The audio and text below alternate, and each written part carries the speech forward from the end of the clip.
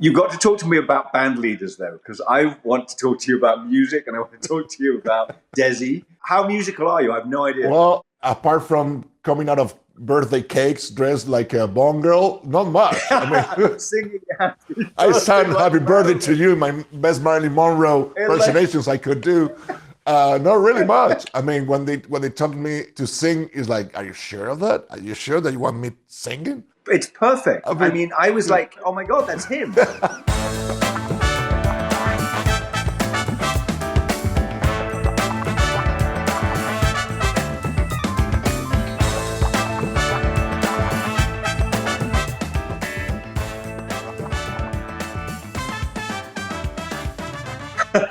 My friend, how are you? What are we doing? I don't know. Just laughing. We're supposed to talk intelligently for 30 minutes. I'm not sure I'm capable of doing that. And I know I'm not capable of talking intelligently about acting for 30 minutes. Imagine me doing it in English. And you talk about each other. Let me say that we have lots of things in common. First, we were born almost in the same day. Almost on the same day, a year apart. A year apart from each other. Yeah, you're 1 year younger than me. Yeah. Though you'd never know. We actually celebrated our birthday together once. I think I remember you were in drag, but I know that's a whole other story. Coming out of a cake. I was supposed to be the Bond girl that night, and oh my God, I was. So then my mom was an actress, and your mom is an art teacher. Yeah. She was not only that, she actually did get into RADA when she was 18. She wanted to be an actress, but back in the day, there was no money, it was impossible. So she couldn't actually go to drama school. So she wanted to be an actress, but she ended up being an art teacher. And you're an artist and a painter and still are, yes? Yeah, I kind of forgot because I studied a long time ago and then I kind of gave it up. Right. And now I'm trying to go back to it. But it's one of those things that if you don't practice, you forget about it. So the skill of it, I kind of lost it. Yeah. Then, my friend, your first play, Oliver, was when you were 6 years old. Is that correct? 6 years old. No, I mean, I was not professional. I didn't go professionally. I think you worked professionally when you were like 6 years old. Did you get on stage at the age of 6? I was on stage when I was 6. Me too. Yeah. We've been doing this way too long. Our moms... We should go and get proper jobs. This is crazy. Exactly. Our moms knew at the moment that we didn't have any future in something else than acting. Yes, I know. Both of our mothers went, oh God. And here we are. We've been lucky. They were right. One more, and that's it. The first movie that it was a breakthrough, I guess it was The Power of One. That was in the year 92. That's right. It's exactly the same year that I did my first movie that it was my breakthrough in Spain called Jamón Jamón. Is that when Jamón Jamón was? Yeah. 92? Yeah. 92. Your movie was a much better movie than mine. And you were much better in it than I was in my movie, believe me. Well, Jamón Jamón is kind of a semi-porno movie, so I mean, but it was a good acting in there. But it was a calling, Javier. It was a calling.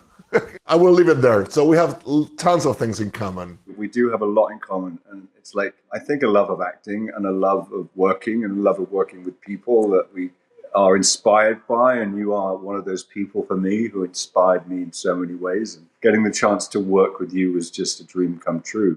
You know, one of those things where you go, well, can we ask him? Yeah, well, we can ask him. He'll probably say no. And of course, you said yes. And it was just, I've missed you ever since. Oh, my God. I love you.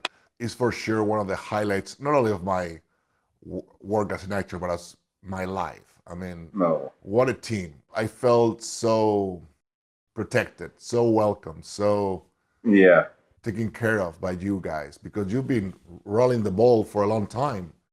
I will never forget how beautiful and supportive you were in every way, but especially in the famous scene of the elevator. Hello, James. Welcome. Do you like the island? Where I had to just walk and talk in a foreign language in one shot. And you did it beautifully. You did it beautifully over and over and over again. But I remember you saying this thing, and I thought it made me laugh so much, and I related to it so much, is you did it, and Sam shouted, cut, and you went, no.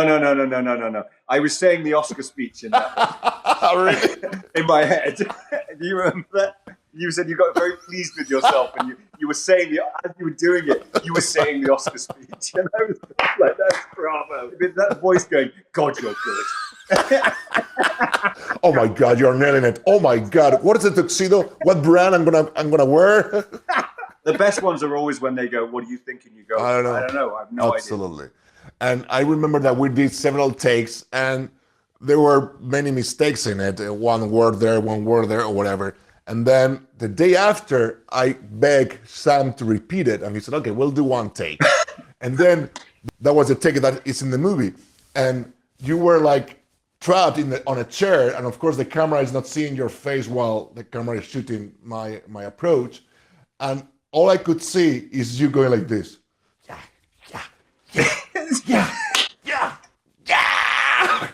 And me going, oh, feeling your support, and you're like, come on, Javier, it's coming out. Yeah, you made it. That was so brilliant. You must get asked this all the time, but it's like, what is it? You have memorable moments on movie sets. What's your most memorable moment on a movie set? And I'm like, every day. It's like when you're working with another actor and you're in a scene, and being there when they hit it out of the park is just like, that makes my day. Then it's just up to the director to cut it together in the right way. It's just, that's all it is. That's why genuinely why I go to work every day and get there as early as I can to try and be prepared.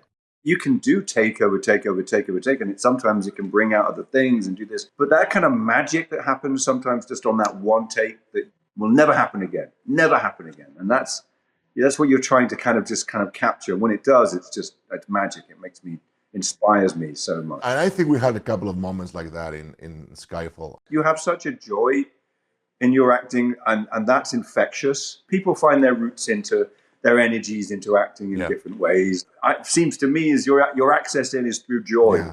Every sentence is what if, well, maybe. Right. But that's a mirroring effect. I mean, if you have someone that really can play ball with you in that sense, then it's a joy. And that's what I think it happened with Sam Mendes and you and I. Like, the three of us could really relate to each other from the fun of it, the joy of it. And we are there for the same reason, which is to find those magical moments that will make the thing worth it.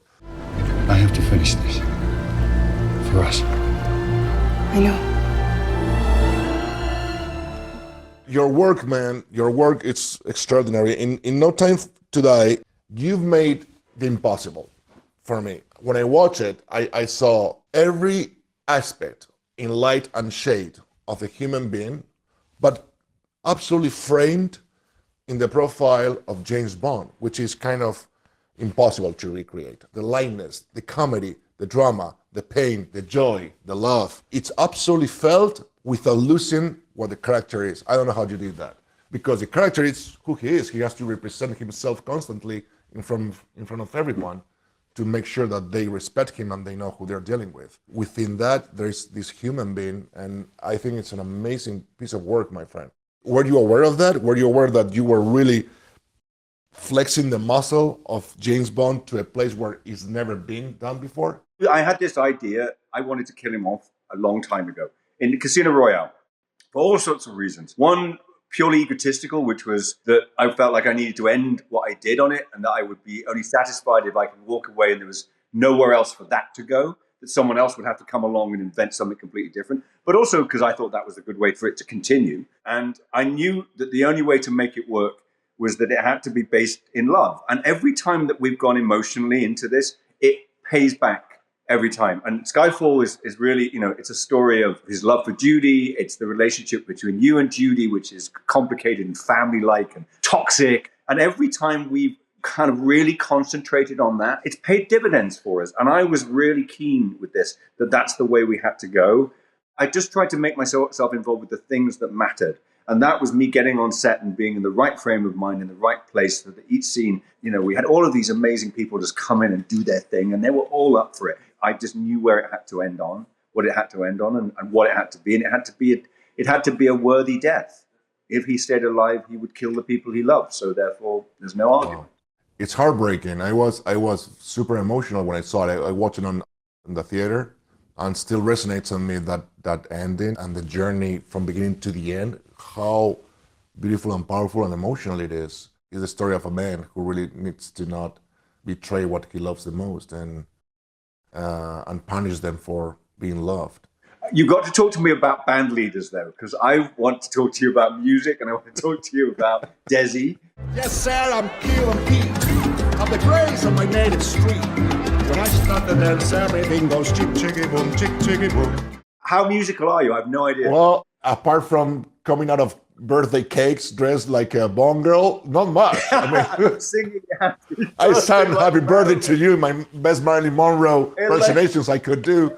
Not really much. I mean, when they told me to sing, it's like, are you sure of that? Are you sure that you want me singing? It's perfect. I mean, I was like, oh my God, that's him.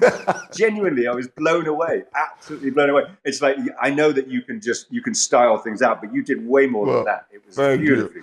Those two are incredible. Those two people. Yeah. I didn't realize how formidable they were. I didn't know the story about them at all because it wasn't as popular in Spain as it was in the States. So I really jumped into it with knowing not much about it, and then I discovered through the research, and then there was a moment where it's like, oh my God, this is so iconic. What am I doing here? They were so groundbreaking. Yeah. It was the 50s. I mean, what they did. I mean, the fact that he was Cuban and was as powerful as he was in Hollywood is a thing within itself, right? I mean, it was the 50s. He was Cuban. She was a woman, and both of them were running a production office company that became huge. That in itself is revolutionary, but also the way they shape TV comedy that still resonates today. He was responsible for the way it was shot. And the whole thing was shot on 35 millimeters so they could get it out to the rest of the country. Otherwise, you only saw it on the kind of east and west coast. The rest of the country didn't see it, did they? And he was responsible for that, for getting it out there. How was it talking Sorkin's dialogue? When you have rich text with so many layers on, you feel enriched, you feel gifted as an actor, and you feel also cursed by it because there's no way to hide. First of all, he's the most two takes director. Which is right. So you have to be ready. You have to be ready. I mean, you have to be there already when you get to set. It's more like a theater's experience itself. There is not much rehearsal, if there is any rehearsal at all, and then you just go there and shoot. He's more keen on making sure that you understand that there must be a silence, there must be a pause, there must be a way to let what the other character is talking to you, and make sure that you digest that in order to answer what you have to answer. Because he knows that everybody's trying to get into the fast pace that he's supposed to have. He's like, no, I don't want that. I want people to listen to each other. So it's the opposite of what people will imagine he will ask for. And the singing, speaking of the singing, I work with this singing coach called Fiona from Scotland through Zoom. And her face, the first time I opened my mouth, and she was so nice. Okay. I think we have some work to do. Believe me, I empathize.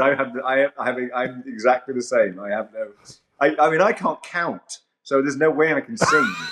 I mean, and it's true. It's just like you really need to be able to count when you sing, or at least be able to know when to come in. Right. I'm like, oh, I missed it. Oh shit. But hold on, you did a brilliant SNL show.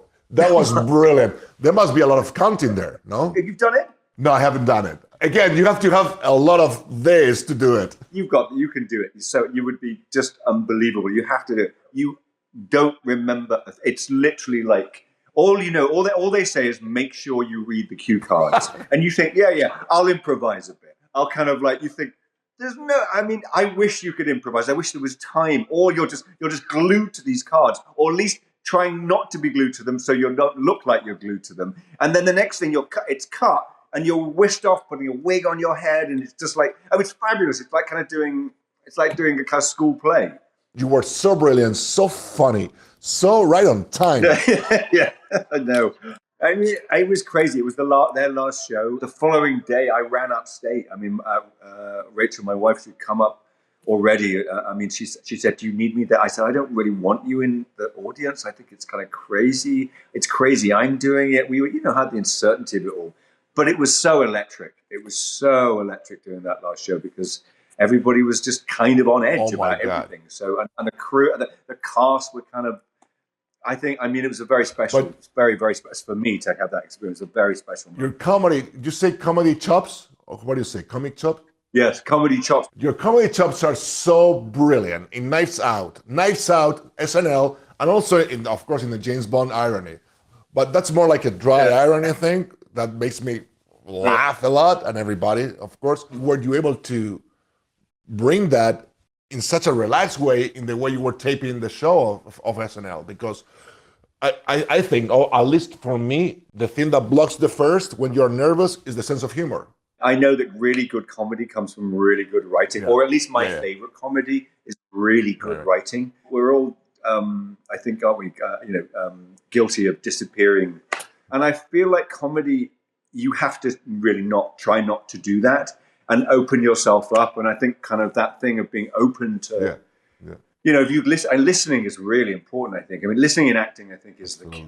I mean, you agree, it's one of the most important things because it's sort of where your reaction comes from. I listen, and often, if you're working with brilliant people like you do something, it's like, I have no choice. I guess by listening is kind of, the action of letting your control disappear and go away and say, okay, I'm going to trust in what it may come. It may come or it may not. You are, one of those precious people whose ego is huge, the size of a house, huge, but it's delicate. It's all of the things it needs to be at the right moment. But you have to have ego. You can't do this job without ego. You can't do it without some self-belief or something in there that's telling you to do it. Knowing that it's fragile, knowing that it has a kind of, that it's fallible, that it can crack, is sort of what makes, I think, for an interesting and a beautiful actor. Because I think audiences, I as an audience, see that. When you see an actor who is just on that cusp of like, what the hell are they going to do next? It's transporting, and that's being an actor allowing themselves for that to happen. I think there's no yielding under the Amtal rule. Only death is the test of it. You did Dune with June or Dune with. That's a good question. How do you say it? Dune or Dune? I say June, but I've lived in America for long enough now that I'm Dune. It's like. No one understands. If you say June, it's like, what? Yeah, that's the way I say it. Dune. What? And they go, hey, I made it. Yeah, I made it. It's June. It's Dune. It's like whatever. Dude. The dude. Have you read the books? Were they on your radar? I read the books when I was 21, 22, and I felt kind of, whoa, wow, all right, what an LSD kind of trip I had. Great. Then when I got the offer, which basically the offer was Denis Villeneuve sitting down with you saying, I have this role that is very, very small, but if there's such a thing as a second one, you will have a bigger role. And I said, I don't care. He becomes the main part of the story. I mean, I know. Where did you shoot it? Did you shoot on studios or in location? It was shot in Jordan. Oh, wow. And in Hungary on the stages. And the stages actually are as big as they look. It's not digital. They were huge. Yeah. But I love Denis because it's a dream of his youth to make this movie. He's absolutely adorable, and he's always saying thank you to everything and to everyone. And his famous line is, I deeply love it. I deeply love it, but let's do another one. They go, okay. As an actor, that's all I need. Yeah. It's absolutely the most beautiful thing in the world. Let's do one. Exactly. And I had the chance to be in front of these amazing actors and actresses, and now it looks like it's going to be a second one. Great. Wonderful. I can't wait. Denis did such a beautiful job. I mean, his visual style is sort of like a headline, breathtaking. But it really is, it's seamless. Just seamlessly sort of move those sets into the set pieces and into the sound. And it was done so beautifully. And you're like a big tease in that movie. It's just like, oh, it's over and you're gone. It's like, we know you're going to be back. Speaking of which, reminds me of Skyfall, because again, there was an entrance where I have to just walk towards all this table of actors that are looking and waiting for me to say something in English again. And I go, oh my God, really? Why do you make such a big set? Why cannot be closer? Yeah. What's this? What I'm going to do to Javier? Javier, I've got an idea. Why don't you... Just let him walk and talk.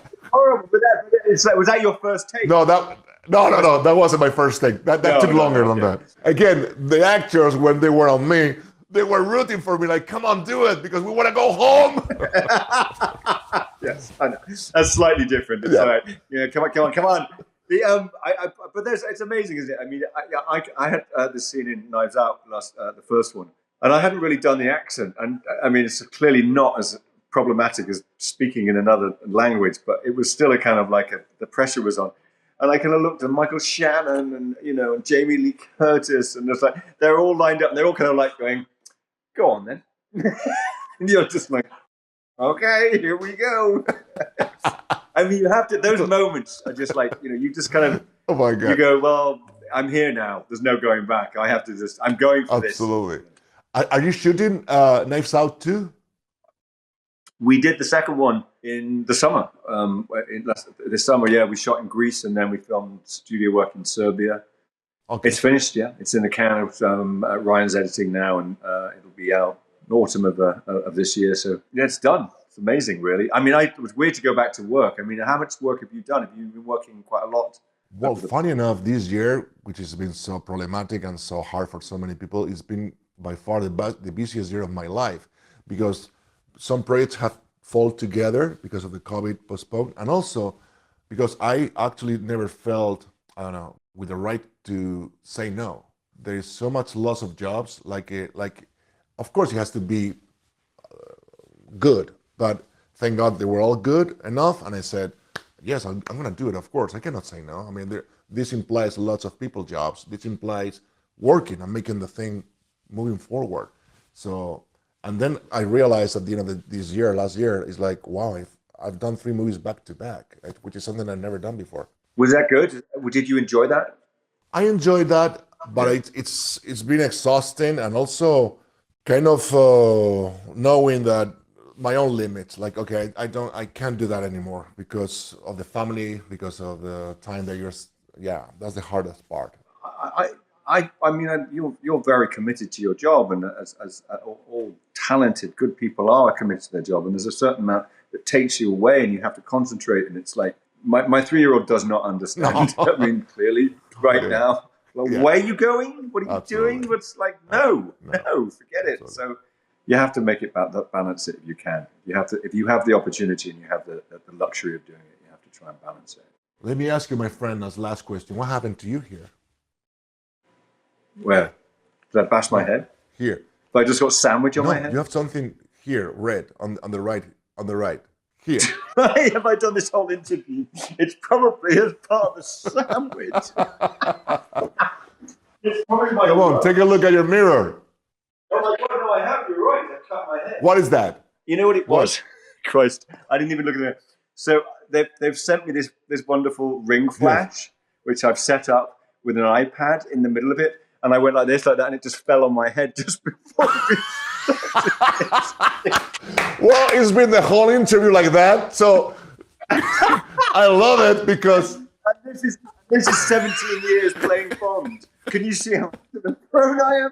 No wonder I get fucking injured every time I do a movie. Well, it showed.